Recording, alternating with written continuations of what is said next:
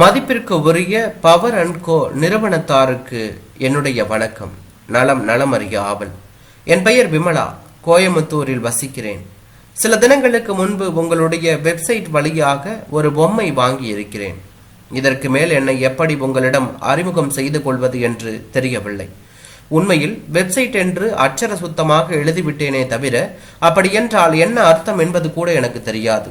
www.powertoys.com என்று நீங்கள் தொலைக்காட்சியில் அடிக்கடி விளம்பரம் செய்வதை பார்த்துவிட்டு இது என்ன புதுசா இருக்கு என்று என் கணவரிடம் விசாரித்தேன். அப்போது அவர் உங்களுடைய வெப்சைட் பற்றி நீளமாக ஏதோ சொன்னார். அதன் பிறகும் அவர் சொல்லுகிற அடிப்படை விஷயம் என்னவென்று எனக்கு சுத்தமாக புரியவில்லை. இன்டர்நெட் என்கின்ற தொழில்நுட்ப சிக்கலான இடத்தில் உட்கார்ந்து கொண்டு நீங்கள் பொம்மை விற்கிறீர்கள் என்பது மட்டும் ஓரளவு விளங்கியது. இதற்கு மேல் விளக்கம் கேட்டால் திட்டு விழுமோ என்று பயந்து அந்த கடையில் நம்ம பிரியாவுக்கு ஒரு பொம்மை வாங்கி கொடுங்கள என்று மட்டுமே நான் சொன்னேன் என்று அவள் முடித்தாள். ஓ என்று பெரியதாக தலையாட்டியவர் மறுநாள் நீளமாக அச்சிட்ட ஒரு வாள் கொண்டு வந்தார். அதில் நீங்கள் விற்கிற பொம்மைகளின் பட்டியலும் சிற்சில விளக்க குறிப்புகளும் இருந்தது. அதை காண்பித்து உனக்கு என்ன பொம்மை வேணும் பிரியா என்று எங்கள் மகளிடம் விசாரித்த போது வவ்வா என்று சொல்லிவிட்டு பக்கத்து வீட்டு நாயை கொஞ்சம் போய்விட்டார். ஆகவே வழக்கம் போல அவளுக்காக பொம்மையை தேர்ந்தெடுக்க வேண்டியது என்னுடைய பொறுப்பாயிற்று. நெடுநேரம் பொடி எழுத்து ஆங்கிலத்தை சிரமப்பட்டு எழுத்து கூட்டி படித்து ஒவ்வொன்றாக நிராகரித்து கடைசியில் ஒரு பொம்மையை தேர்ந்தெடுத்தேன் என்று தான் சொல்ல வேண்டும். அதை பொம்மை என்று சொல்வதை கூட தவறுதான். அறிவுபூர்வமான விளையாட்டு சாதனம் என்று வேண்டுமானால் சொல்லலாம். அந்த அளவுக்கு உங்களுக்கு தமிழ் புரியுமா என்று சந்தேகமாக இருக்கிறது. ஆகவே நம் இருவரின் வசதிக்காக அதை பொம்மை என்றே நான் சொல்கிறேன். அந்த பொம்மையின் திரையில் ABCD முதலான ஆங்கில எழுத்துக்கள் வரிசையாக தோன்றும். பின்னர் அதுவே ஒவ்வொரு எழுத்தாக இசையோடு வாசித்து காட்டும். சில சமயங்களில் வரிசை ஒழுங்கு இல்லாமலும் எழுத்துக்கள் காண்பிக்கப்படலாம். அப்போது திரையில் தோன்றும் எழுத்துக்கு ஏற்ற பொத்தானை குழந்தை அழுத்த வேண்டும். சரியாக அழுத்தினால் பொம்மை அதனை கைத்தட்டி பாராட்டும். தவறாக அழுத்தினால் அச்சச்சோ என்று பரிதாபம் காண்பிக்கும். இவையெல்லாம் நான் உங்களுடைய விளக்க குறிப்பேட்டில் படித்து தெரிந்து கொண்டதுதான். அந்த குறிப்புகளை படிக்கும் போது என்னுடைய ஆரம்ப பள்ளி காலம்தான் நினைவுக்கு வந்தது என்று தான் சொல்ல வேண்டும். எங்களுக்கு ஆங்கிலம் சொல்லித்தந்த சரஸ்வதி டீச்சருக்கு பிள்ளைகள் என்றால் ரொம்ப பிரியம். ஆனால் அவர்கள் பிடிவாதமாக ஆங்கிலம் கற்க மறுக்கிறார்கள் என்று அடிக்கடி அவர் சொல்லுவார். இப்போது யோசிக்கும் போது சிரிப்புதான் வருகிறது.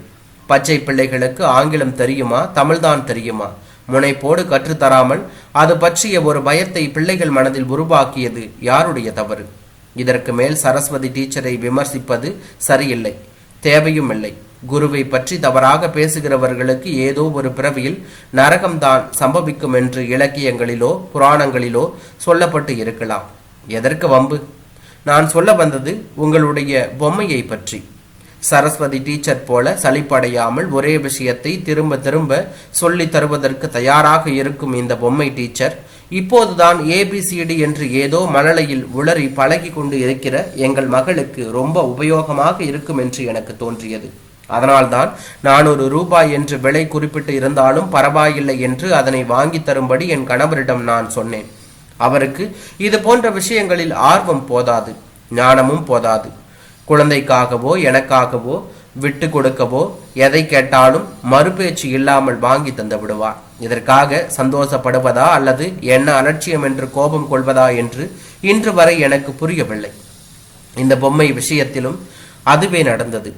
நான் பொம்மையை தேர்ந்தெடுத்த தினத்தன்று மாலையே ஆர்டர் பண்ணிட்டேன் விமலா என்று பேச்சுவாக்கில் என்னிடம் சொன்னார். எப்போ வரும் என்று ஆர்வத்துடன் கேட்டேன் நான்.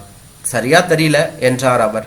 இதெல்லாம் கொஞ்சம் லேட் ஆகும், அநேகமா 15 நாள்ல வந்துடும்னு நினைக்கிறேன் என்று சொன்னார். எனக்கு கொஞ்சம் ஏமாற்றம் தான்.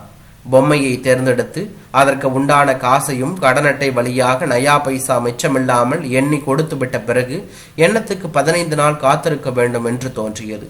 இப்படி கோபப்பட்டாலும் நான் தேர்ந்தெடுத்து இருந்த பொம்மையின் அழகு என்னை கொஞ்சம் சமாதானப்படுத்தி விட்டது. எங்கள் குழந்தைக்கு இப்படி ஒரு ஹைடெக் பொம்மையை, அதுவும் இன்டர்நெட் மூலம் வாங்கி தந்து ABCD கற்பிப்பதன் மூலம் மற்ற பெற்றோர்களை விட நாங்கள் ஒரு படி மேலே உயர்ந்து விட்டது போல பெருமிதமாக கூட உணர்ந்தேன் என்று தான் சொல்ல வேண்டும். கேட்டால் சிரிப்பீர்கள். தபால் அல்லது கூரியரில் மேற்கொண்ட மேற்சொன்ன பொம்மை வரும் வரை அது பற்றிய குறிப்புகளை திரும்ப திரும்ப பலமுறை படித்து கொண்டு இருந்தேன். அந்த பக்கத்தின் அச்சிடப்பட்டு இருந்த புகைப்படத்தை போல இன்றி வேறு வண்ணத்தில் வேறு வடிவத்தில் பொம்மை இருக்கக்கூடும் என்று நீங்கள் எழுதியிருந்தது என் ஆவலையும் எதிர்பார்ப்பையும் அதிகரித்து விட்டது என்றுதான் சொல்ல வேண்டும். எங்கள் மகளுக்கு இதை பற்றி எல்லாம் எதுவும் தெரியாததால் அவள் பாட்டுக்கு வழக்கம் போல விளையாடி கொண்டு இருந்தாள். வருகிற பொம்மை உருப்படியாகவும் அவளுக்கு பயன்படும் விதமாகவும் இருக்க வேண்டுமே என்கின்ற கவலை எல்லாம் எனக்கு தான். அந்த தவிப்பை தீர்ப்பதற்காக வேணும் உங்கள் பொம்மை சீக்கிரத்தில் வந்துவிட்டால் நல்லது என்று தோன்றியது. இன்டர்நெட்டில் ஆர்டர் செய்த 9 தினங்களுக்கு பிறகு டொப் டொப் என்று வெடித்து விளையாட ஏற்ற சிறு பிளாஸ்டிக் குமிழ்கள் நிரம்பிய காகிதத்தால் பத்திரமாக சுற்றப்பட்டு கிடைத்தது உங்கள் பொம்மை. அழகான கைப்பிடிவுடன் பார்க்க ஜோராக இருந்தது. ஆனால் அதை திறந்து பிரதானமான சிவப்பு பொத்தானை அமுக்கிய போது திரையில் எதுவும் காணோம். திகைத்து போய் பொம்மையை தலைகீழாக திருப்பி பார்த்தால் அதன் பொக்கை வாய் திறப்பில் 3 பேட்டரிகள் பொருத்த வேண்டும் என்று அதில் தெரிந்தது. கடந்த சில நிமிடங்களில் எனக்குள் பொங்கியிருந்த உற்சாகம் எல்லாம் சடான் என்று சரிந்துவிட்டது. பொம்மை விற்ற மகராசன் கூடவே அதற்கான பேட்டரியையும் தரமாட்டானோ என்று ஆதங்கமாகவும் இருந்தது. இதே பொம்மையை எங்கள் தெருமுனை கடையில் வாங்கியிருந்தால் பேட்டரிகளும் இலவசமாக தந்தால்தான் ஆச்சு என்று சண்டை போட்டு பேரம் பேசியிருப்பேன். இன்டர்நெட்டில் அதெல்லாம் முடியாதோ என்னவோ. அப்படியே முடிந்தாலும் பேரம் பேச செலவழிக்கும் நேரத்தில் 3 பேட்டரிகள் காசு போட்டு வாங்கிவிடலாம் என்று வாதிடுவார் என் கணவர். அவருக்கு பணத்தை விட நேரத்தை வீணடிக்காமல் இருப்பதும் சுய கௌரவமும் தான் முக்கியம் என்று ஒரு வேஷம். அதன் பின்னணியில் இருப்பது சுத்தமான சோம்பேறித்தனம். ஆக தேவையான பேட்டரிகளை தராமல் பொம்மையை உயிரின்றி அனுப்பி வைத்ததற்காக உங்கள் மேல் எழுந்த கோபம் அவர் மீது திரும்பி கடைசியில் அம்பு முறிந்து விழுந்தது. உடனடியாக வீட்டில் இருக்கிற சிறு கடிகாரங்களை எல்லாம் நோண்டி எப்படியோ 3 பேட்டரிகளை தேற்றிவிட்டேன். ஆனால் அவற்றில் ஒரு பேட்டரி மிக மிக சிறியதாக 1.5 வயது பிரியாவின் சுண்டு விரல் தடிமன் தான் இருந்தது. ஆகவே உங்கள் பொம்மை அதை ஏற்றுக்கொள்ளவில்லை. அதன் பிறகுதான் அஞ்சரை பெட்டியில் சில்லறை தேடி எடுத்துக்கொண்டு குழந்தையையும் தூக்கி கொண்டு பேட்டரி வாங்க கிளம்பினேன். அடுத்த 1/4 மணி நேரத்திற்குள் புத்தம் புதுசாக 3 பேட்டரிகள் வாங்கி வந்து உங்கள் பொம்மைகளுக்கு தின்ன கொடுத்தேன். ஆனால் அதன் பிறகும் சிவப்பு பொத்தான் மௌனம் சாதித்தது. அதன் பக்கத்தில் இருக்கிற சிறு விளக்கும் எரிகிற வழியை காணோம். பொம்மையில் ஏதோ பிரச்சனை என்று முதலாக தோன்றியது அப்போதுதான். அட்டை பெட்டியை வழிகாட்டியாக வைத்துக்கொண்டு பேட்டரிகள் சரியான திசையில்தான் பொருத்தப்பட்டு இருக்கின்றனவா என்று சோதித்தேன். கைப்பிடியை இறுக பிடித்து கொண்டு அதை ஒரு முறை உலுக்கி பார்த்தேன். பயனில்லை என்றுதான் சொல்ல வேண்டும். ஐயோ, 400 சொச்ச ரூபாய் போச்சே என்று பதைபதைப்பாகிவிட்டது. அவருக்கு போன் செய்து விஷயத்தை சொல்லலாம் என்று நினைத்தேன். ஆனால் கண்டிப்பாக திட்டுதான் விழும். எப்ப பாரு நான் முக்கியமான மீட்டிங்கில் இருக்கும்போது தான் நீ போன் பண்ற, உனக்கு அறிவில்லை?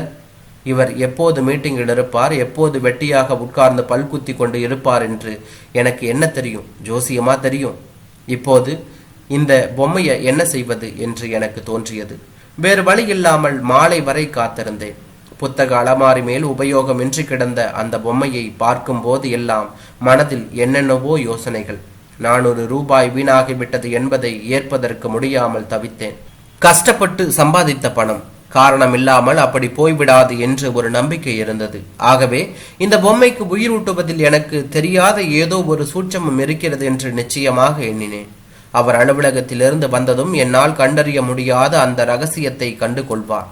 பொம்மை இயங்க தொடங்கியதும் என்னை பார்த்து மக்கு மக்கு என்று கேலியாக சிரிப்பார். 400 ரூபாய் வீணாவதை விட அந்த கிண்டல் பேச்சை தாங்கிக் கொள்வது உத்தமம் என்று எனக்கு தோன்றியது. என் வேண்டுதல் பலிக்கவில்லை. அவராலும் உங்கள் பொம்மையை இயக்க முடியவில்லை. என்னை காட்டிலும் சற்று அதிக நேரம் அந்த பொம்மையை மேலும் கீழும் புரட்டி சோதித்தவர் தன்னுடைய இன்ஜினியர் பட்டத்தை காப்பாற்றிக் கொள்வதற்காக ஸ்க்ரூ டிரைவர் கொண்டு சில திருக்காணிகளை கலற்றி பிரித்து கூட பார்த்தார். ஆனால் அவருக்கு ஒன்றுமே பிடிபடவில்லை.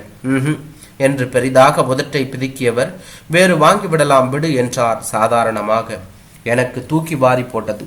400 ரூபாய் சமாச்சாரத்தை இப்படியா விட்டோத்தியாக தூக்கி எறிவார்கள் என்று பதற்றத்துடன் கேட்டேன்.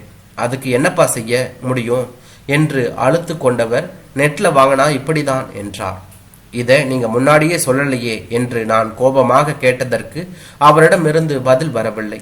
வேற நல்ல பொம்மையா பார்த்து குழந்தைக்கு வாங்கிக்கலாம், டோன்ட் வரி என்று சொல்லிவிட்டு டிவியை பார்க்க திரும்பிக் கொண்டார் என்று தான் சொல்ல வேண்டும். அவர் பிரித்து போட்டு இருந்த பொம்மையை பல நிமிடங்களுக்கு வெறித்து பார்த்து கொண்டே இருந்தேன். கண் முன்னே எங்களுடைய காசுக்கு இப்படி ஒரு அநியாயம் நடந்து இருப்பதை பார்க்க மனதாகவில்லை. அதை அவர் கண்டு கொள்ளாமல் பொழுதுபோக்கி கொண்டு இருந்ததும் இன்னும் ஆத்திரமாக இருந்தது என்று தான் சொல்ல வேண்டும். அன்று இரவு தொடங்கிய அடுத்த 3 நாட்கள் எங்களிடையே தொடர் சண்டை. எப்படியாவது இதை சரி செய்தால்தான் ஆட்சி என்கின்ற என்னுடைய பிடிவாதமும் அதற்கு தேவையான நடவடிக்கைகளை எடுக்க தயங்குகிற அவருடைய சோம்பேறித்தனமும் கடுமையாக மோதி கொண்டன என்று தான் சொல்ல வேண்டும். உனக்கு ஒண்ணுமே புரியல என்று என்னை தாழ்வு மனப்பான்மையில் தள்ள முயன்றவர் அவர். இந்த மாதிரி நெட்ல வாங்குற பொருளுக்கு எல்லாம் எந்த கேரண்டியும் கிடையாது. இத கையில வாங்கி அந்த கையில நமக்கு கொடுக்கறதுக்காக அவனுக்கு காசு, அவ்வளவுதான். மற்றபடி இது பொம்மையா பொட்டலம் கட்டின களிமண்ணான்னு கூட அவனுக்கு தெரியாது. அதை நீங்களா ஏன் முடிவு பண்றீங்க என்று ஆவேசமாக திரும்பி வாதிட்டேன் நான். இந்த மாதிரி ஒரு பொருள் டேமேஜ் ஆயிடுச்சு நீங்க நெட்ல சொன்னா அதற்கு அவன் பதில் சொல்ல மாட்டானா? மாட்டான், முடிவாக சொன்னார் அவர். நீ நினைக்கிற மாதிரி இன்டர்நெட்டுங்கிறது உங்க ஊர் கடத்தெருவில்லை. அங்க போய் அனாவசியமா கத்திக்கிட்டு இருக்கிறதுக்கு வேஸ்ட் என்று என்னோட நேரத்தை அப்படி வீணடிக்க தயாரில்லை என்றும் சொன்னார். அவ்வளவுதான். அதன் பிறகு பல மணி நேரங்களுக்கு நான் அவரை திரும்பி கூட பார்க்கவில்லை. அது எப்படி ஒரு மனிதருக்கு இப்படி 400 ரூபாயை வீணடிக்க மனசு வருகிறது? இது போல அநியாயமாக ஒருவன் காசை பிடுங்கிக் கொண்டு ஓட்டை பொருளை விற்கும் போது யாரும் எதிர்த்து கேள்வி கேட்க முடியாது என்றால் அது என்ன மண்ணாங்கட்டி இன்டர்நெட்டு? நினைக்க நினைக்க எனக்கு தாங்கவில்லை. இந்த பிரச்சனையை சுமூகமாக தீர்க்க ஏதோ ஒரு வழி நிச்சயமாக இருக்க வேண்டும்.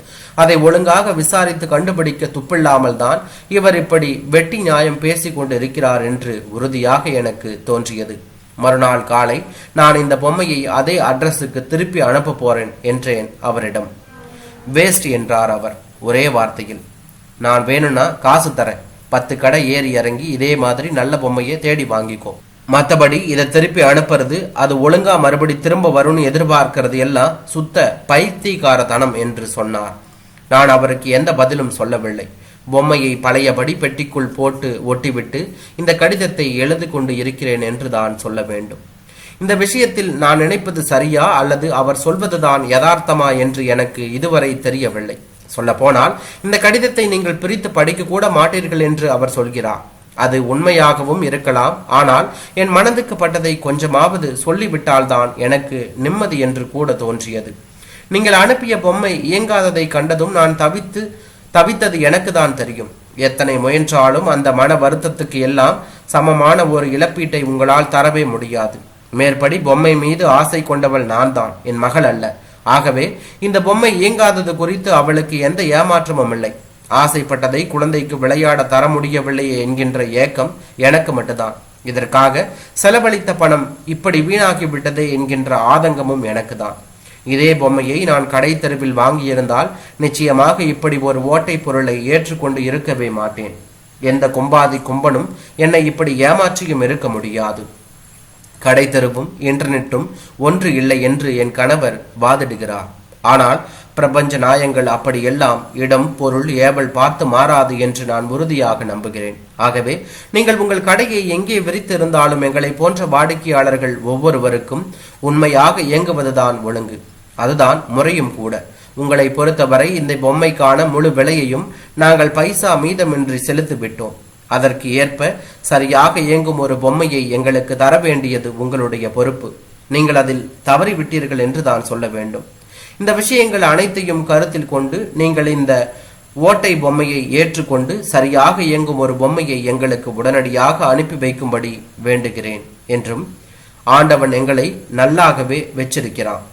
இன்னொரு 400 ரூபாய் செலவழித்து இதே போன்ற பொம்மை ஒன்றை தேடி வாங்குவது எந்த விதத்திலும் எங்களுக்கு சிரமமான விஷயமில்லை.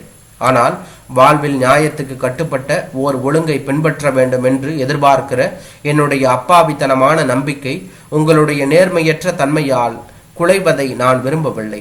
நீங்களும் விரும்ப மாட்டீர்கள் என்றே நம்புகிறேன். ஒருவேளை நீங்கள் இந்த கடிதத்தை பிரித்து படிக்காமலே கூட போய்விடலாம். அப்படியாயின் இந்த பொம்மையை நான் வாங்கவே இல்லை என்று நினைத்து கொண்டு விடுகிறேன் என்றும் அவள் எழுதியிருந்தார். ஓர் அநீதியின் சாட்சியாக இந்த பொம்மை என்னை வாழ்நாள் முழுவதும் உறுத்தி கொண்டே இருக்க வேண்டாம். அந்த விதத்திலும் இதை திருப்பி அனுப்பிவிடுவதுதான் நல்லது என நினைக்கிறேன். நன்றிகள் என்றும் அன்புடன் விமலா என்று எழுதியிருந்தார்.